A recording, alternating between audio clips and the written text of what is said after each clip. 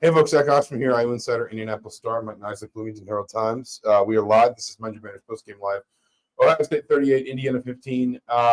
Mike, listen, I think in the aggregate, probably a bit of a humbling day for Indiana. I think there were some decent elements of the performance. I think if you're Indiana, you're allowed to sort of say on another day some of the special teams breakdowns maybe don't happen and the game flows in a little bit of a different direction. On the other hand, Indiana needed to come in here and sort of prove it could hold its own against a team like Ohio State. I think that's more than just moving the ball, scoring the ball. I think it's also limiting mistakes, playing at the same level as your competition. And Indiana just made a ton of mistakes today. Obviously, pass protection, some penalties, some untimely turnovers, the fumbled punt, the punt return for a touchdown.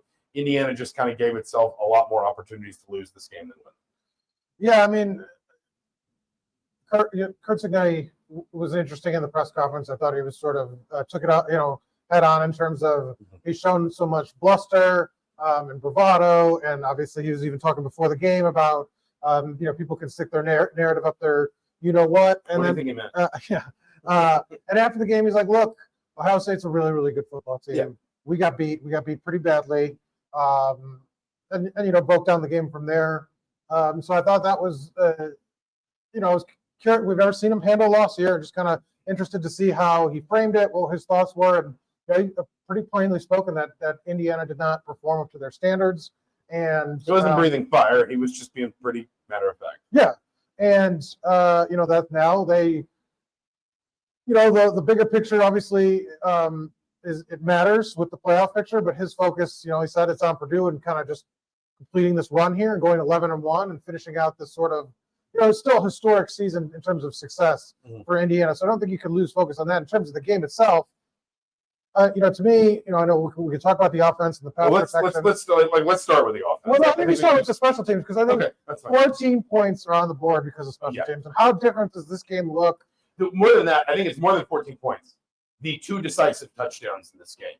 The touchdown that makes it 14-7 at the end of the first half. Were they both in the middle eight then? Yes. Yes, they were. So it was the defining point of the game. The touchdown that makes it 14-7 at the end of the first half, and the touchdown that makes it 21-7, and really still the two touchdowns that it felt like defined the flow of this game. And listen, Indiana was having trouble before then moving the ball, protecting Curtis Rourke. They were struggling to get field position back for a lot of the game, certainly a lot of the first three quarters.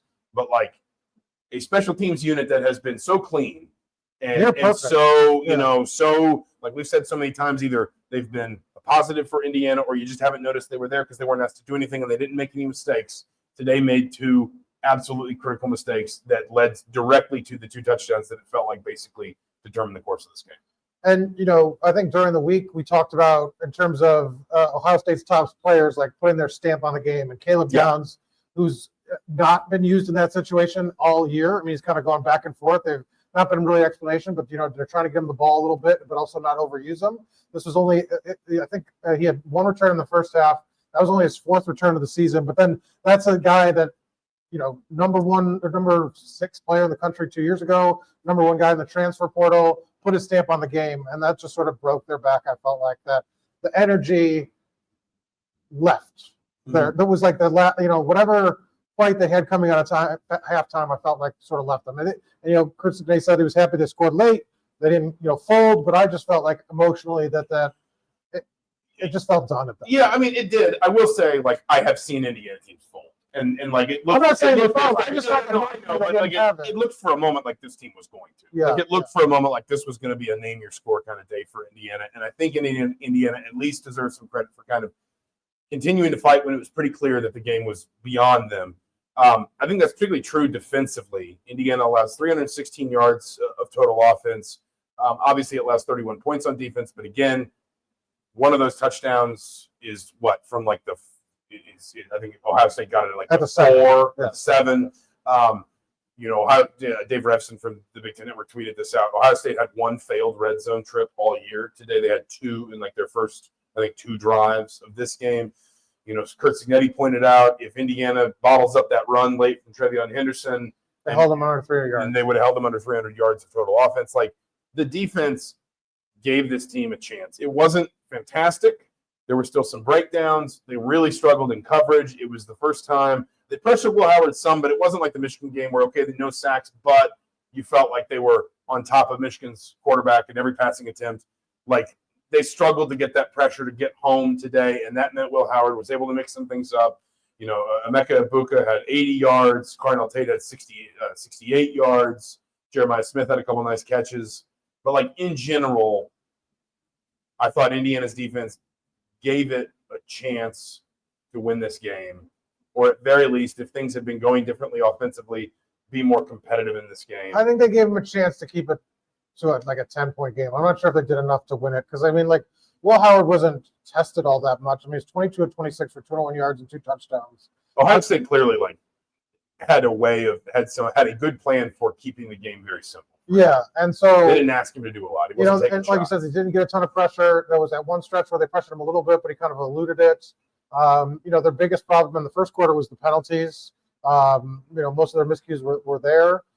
You know, he had one interception on kind of a nice play. D'Angelo Pons made, kind of making a tip ball, but I don't know. It like I said, I just felt like with all the mistakes they were making, it was, you know, they and all the players said it was too much against a good team. Yeah. And now we can kind of shift over to the offense because, I mean, that was sort of a disastrous performance. And Kurt Cignetti, you know, wasn't, you know, was very direct about what he felt what the problems were in terms of pass protection.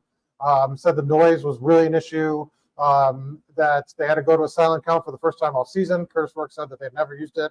And, you know, they had practiced it. But they had practiced it, and that wasn't like they didn't have a problem handling it. It was the Ohio State was reading kind of and being able to jump routes on the blitzes and kind of timing everything perfectly because you saw like guys were hitting the line like with a head start, it felt like at times. You know, 2 third downs, Curtis Rourke gets sacked, and basically Kurt Cignetti said like nothing went right for their first stretch. You know, there was like a 5-6 drive stretch where they could not pass it off. So, like, to just like clarify this for people who've been out, like, you know, Kurt Cignetti was talking about noise. He meant the literal noise. He wasn't saying the noise around the game. He meant the literal noise. When he said silent count, what that means is Indiana was going to some sort of signaled, unspoken snap count instead of the quarterback saying, you know, 1, 2, 3, snap, or whatever the wording, whatever the verbiage is that Indiana uses. Curtis Rourke was probably using like a clap or a tap on his Tyson Lawton said, I don't know if he probably should have said it, but he said it was the guard moving his hand like down. Okay. And so that was what they were using. Probably shouldn't have. Probably shouldn't have said that. No, probably. But the point is, Ohio State. But it's probably not going to change anyway because obviously.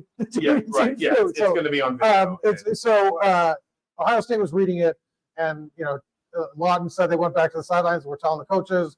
And I guess, you know, I don't know how much you could do at that point. I mean, it's going to be hard to change something structural like that and have like, everybody on board. I remember once in high school, we were like, okay, we're going to try a hard count for the first time. We'd never tried it once, like one time, and we had like 3 straight false starts. And we're just like, all right, no more hard count. Because it's the person that he saw that game on tape was like, you got to be careful. James River would love it. 2003 JV. We got to be careful. We lost. We did not go to a silent count in that game either. I mean, you know, it's like there was just nothing really that Indiana sustained. They had that first drive that was really good. You know, first drives tend to be really good because they're scripted. That's not always the case, but that drive looked really promising. Indiana converted a couple third downs. They forced, you know, Davis and Igbinosun into, I think, 2 pass interference penalties. Like it seemed like Indiana was up for the fight, was physically ready and all that. And then they just like they could not protect Rourke. They ran the ball in fits and starts, but it wasn't like they were.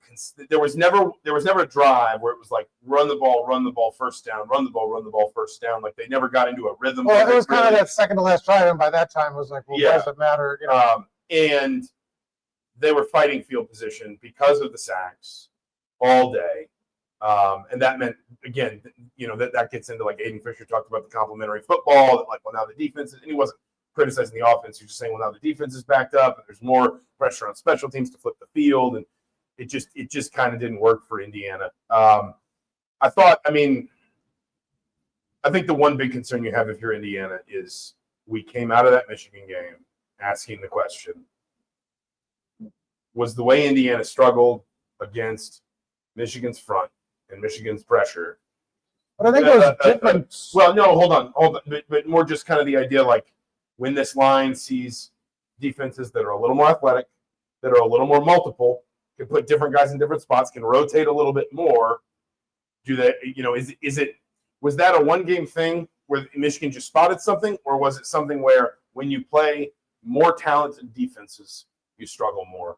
And I don't think you can escape the last three halves of football for Indiana looking like that in pass protection and not be concerned about that. Well, I mean, I think you could be concerned about it because it's a concern. When you give up 5 sacks, it's a concern. But I think I don't think they weren't the same reasons. Like I felt like against Michigan they got out physical. Like the Michigan's defensive front was beating them physically, and that is a concern.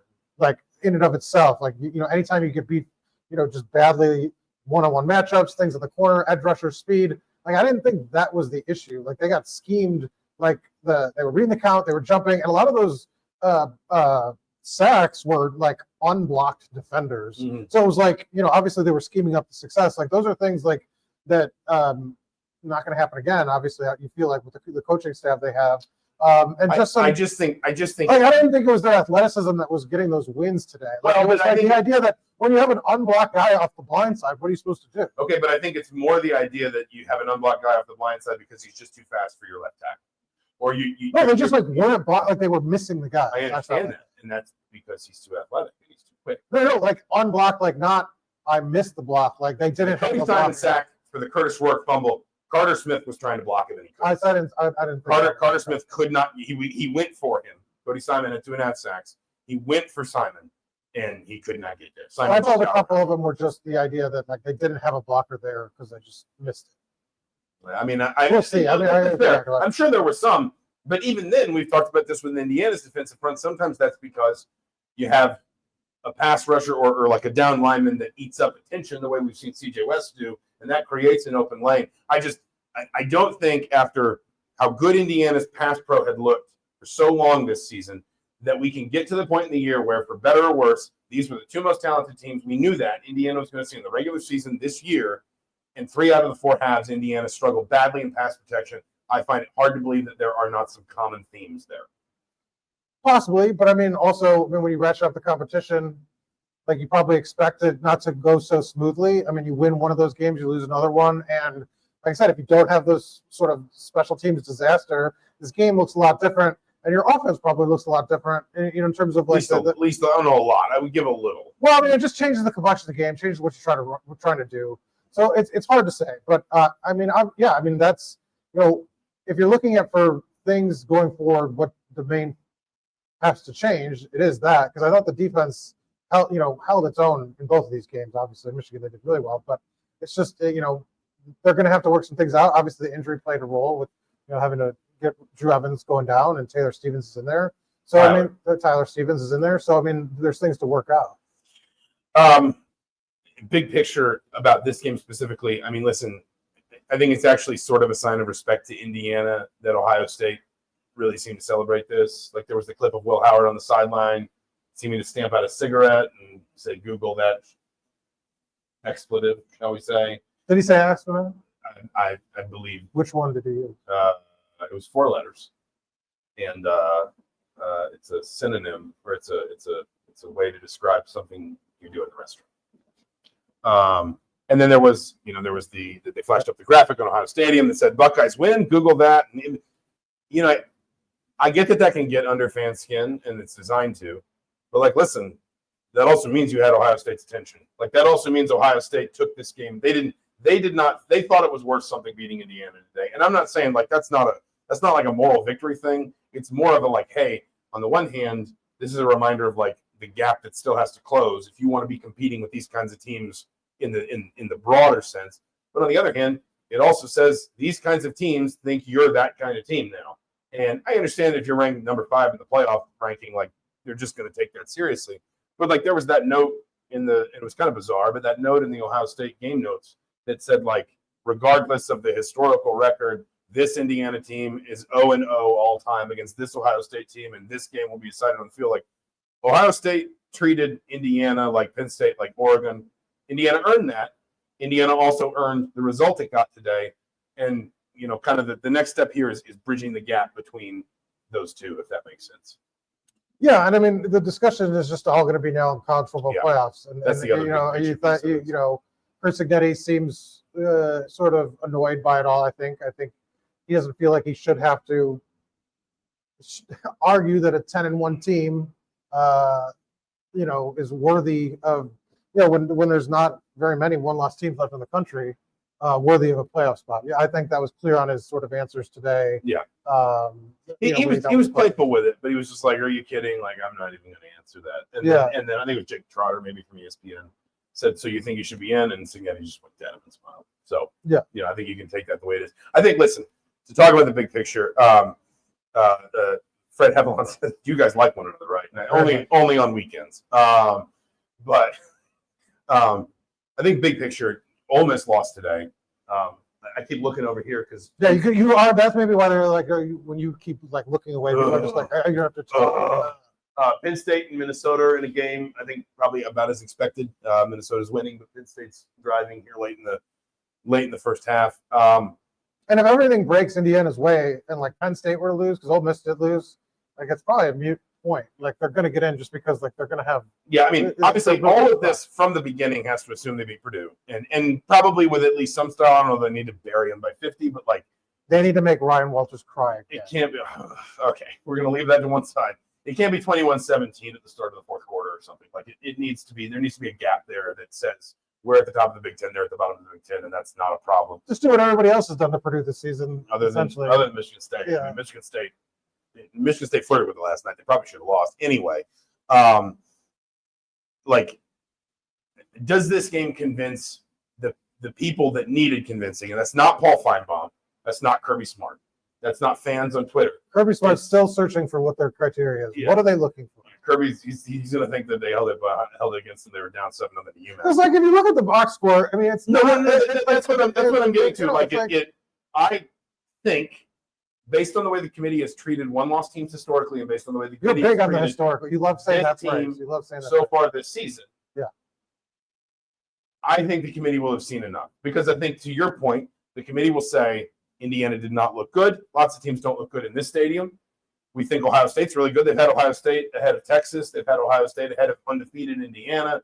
They had Ohio State ahead of undefeated Miami before Miami lost. They clearly thought Ohio State was one of the two best teams in the country since the beginning of this process. And they're going to look at that and say, Indiana lost. They should have lost. Yeah, Ohio State covered, but this was not incredibly one-sided dominance. There were the special teams miscues. There was, to your point, like the box score numbers don't suggest that Indiana just got absolutely outclassed in every area. They did certainly offense to defense, but probably not offense to defense the other way, really. And as you say, Ole Miss loses. I think that's probably it for Ole Miss. Kentucky and Texas, I think, are in a game up here on the other TV. We're in the visiting coach's press box after this. We're going to call some plays. And Penn State and Minnesota, whatever's going on up there, like they can't see these things. You don't have to point them out. And that's a window right there. Would that get us in trouble if we're showing a live screen, live video? Other stuff's going to work itself out. Yeah. And as long as Indiana beats Purdue roughly the way Indiana should, I don't think anything happened here today that's going to make the committee think Indiana goes from being one of the 5 best teams in the country to out of the top 11. I do think that there's no path for them to host a game. No, I don't think so. I would be surprised. I would be. It'd have to sort of be more pandemonium across the rest of the if a few results go their way, but that's still it's going to take a lot of heavy lifting. Here's a question. It's going to be a lot of heavy lifting. Here's a question for you. If Penn State loses, is Indiana ranked ahead of Penn State on Tuesday? No. You don't think so, even though Penn State's been ranked ahead of them all season. Why would they be? And they played Ohio State closer. Yeah, but they have 2 losses, and at a certain point, I think the committee might start weighing that against Penn State the way it does the SEC schools. Maybe, but I think the committee's going to have a hard time keeping Penn State ahead of those 2-loss SEC schools because of the schedule. I mean, I'd have to look at everything. I don't remember where everybody's at, but I don't know. I mean, they've had Penn State ahead of Indiana in every single turn. So I wonder if Indiana would be ahead of Penn State if Penn State lost, because at some point the committee would start to count up losses the way it has consistently with the SEC schools.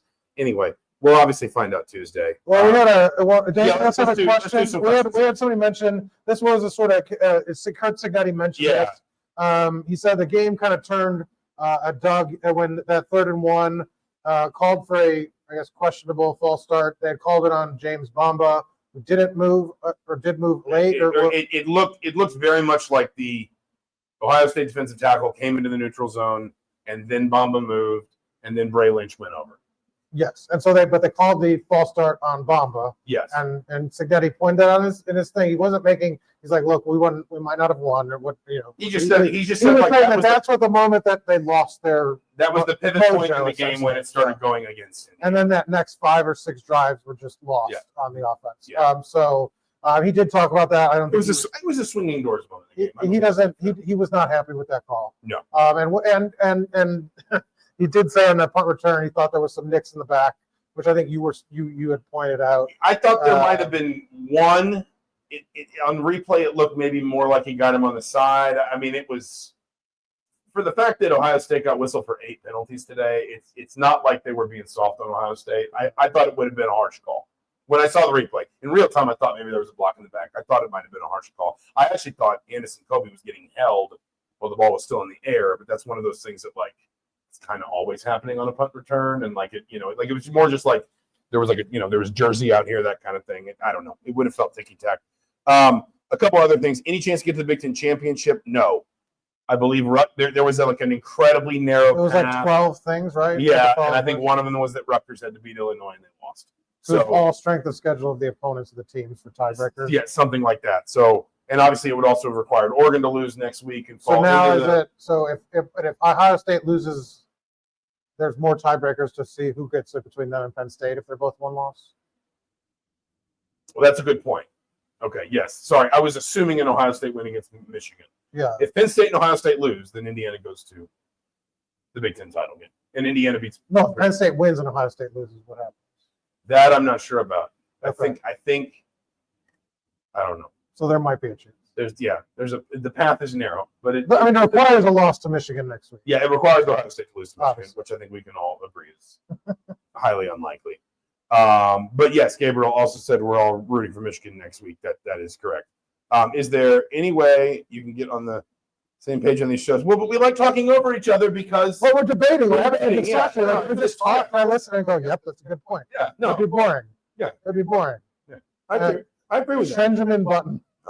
The offensive line has been struggling. And again, that's where I come back to. The concern you have. And if you are a playoff team, you will get 3 weeks to sort of work some things out. That's true. That will be a good break for them because that's coaches always talk about the valuable practice time when you make it to the postseason. You basically get a second spring practice. Yes. So there's and that could make a difference. That could. Any other questions or comments or thoughts? We can go another minute here or two. We respect it, Monroe County IU fan. Thank you, Fred. We really appreciate it. Thank you all for listening, for watching. Obviously, this O-line, one more. Donald Meyer says O-line has got to reset and get ready for the tough rivalry game. Lots of football left. I don't think IU will drop out of the playoff. That's like my final word. I think I'll be in the Bahamas, so you won't hear from me either way. But you'll be sequestered. I'll be on the beach. Mike Woods is going to have you in the closet somewhere and just lock you up. Beach closet. I don't think they'll drop out. We were talking off camera kind of during the game as this was going on, and 10 seed, 8 ranking or something around there. Near the bottom. That's what I think is sort of fair, probably. Like I said, I think they're going to be one of the teams that go on the road. I think they'll drop about as far as Miami did. Miami went from 4-9 when they lost to Georgia Tech. I think they could go from 5-8, 5-9, somewhere in that range. Still in. And here's the other thing that helps when Ole Miss loses is suddenly there's also teams that can't find some way to the SEC championship game and then jump you. Right. And that's and I know there's been all this discourse about whether you'd rather not go to the SEC title game and lose because that might dock you, and I don't know what the committee's going to do with that. Derby says that a lot was being made about this last touchdown. I don't really get it, because it's like if they were looking at final scores, maybe, but the committee's going to know. They talk about watching these games. They watch the games. They get they have all the statistics in front, all the analytics. They're not going to say they scored with 1 second left. And that's it. That was the backbreaker. I'm dropping them down 3 spots. It was a game. Look, it would have been what 31-15 if they hadn't scored that touchdown. Like that's really what the game was. I mean, just because they scored a garbage touchdown on the last 3 plays, I don't think it's going to make any difference. I don't think so either. I think if they're going to drop Indiana, they would do it at 31-16. Right, if they're dropping Indiana out, they just don't think they're good enough. Like it's Yeah. that. It's like It's not because because Travion the final- Henderson ripped off that wall. Because I think there's a different to me, 38-31 is not all. I mean, like it had to have looked like a 50-7 game where Indiana just was never in it. This was a close game at halftime. They made a couple mistakes right at the third quarter, got away from it. It wasn't an uncompetitive game. And I think if the committee says they all watch them, especially these like key matchups, I could see them watching a good portion of this game. They're going to come and say like, look, it was on the road too. Like that made a difference. Clearly Indiana I think can compete in this environment. It just didn't on Saturday.